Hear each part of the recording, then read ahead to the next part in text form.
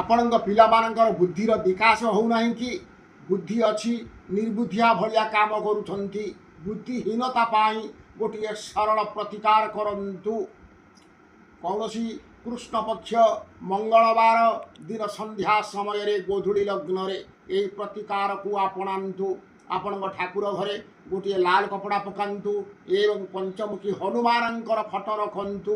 ରଖିସାରିଲା ପରେ ଘିଅ ଦୀପ ଲଗାନ୍ତୁ, ଧୂପ ଲଗାନ୍ତୁ, ଫୁଲ ବେଲପତ୍ର ପଞ୍ଚାମୃତ ଏବଂ ଗଙ୍ଗା ଜଳ ଧୂପ ଦୀପ ଏସବୁ ଲଗାନ୍ତୁ।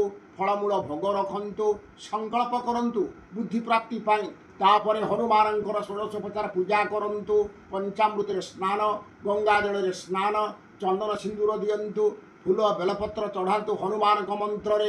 ତାପରେ ଗୋଟିଏ ମନ୍ତ୍ର ମୁଁ ଡାକୁଛି, ତାକୁ 108 ଥର ପାଠ କରନ୍ତୁ। ବୁଦ୍ଧିହୀନ ତନୁ ଜାନିକେ ସୁମିର ପବନ କୁମାର, ବଳ ବୁଦ୍ଧି ବିଦ୍ୟା ଦେହୁ ମୋହି, ହରେଉ କଳେଶ ବିକାର। ଏ ହନୁମାନଙ୍କର ସିଦ୍ଧ ମନ୍ତ୍ର।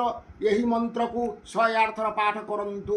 ତାପରେ ସାଷ୍ଟାଙ୍ଗ ପ୍ରଣାମ କରନ୍ତୁ। ଦେଖିବେ ହନୁମାନ ଏହି ମନ୍ତ୍ର ଦ୍ୱାରା ଆପଣଙ୍କର ବୁଦ୍ଧିର ବିକାଶ କରିବେ, ପିଲାମାନଙ୍କର ମଙ୍ଗଳ କରିବେ, ଚତୁର୍ବର୍ଗ ଫଳ ପ୍ରଦାନ କରିବେ।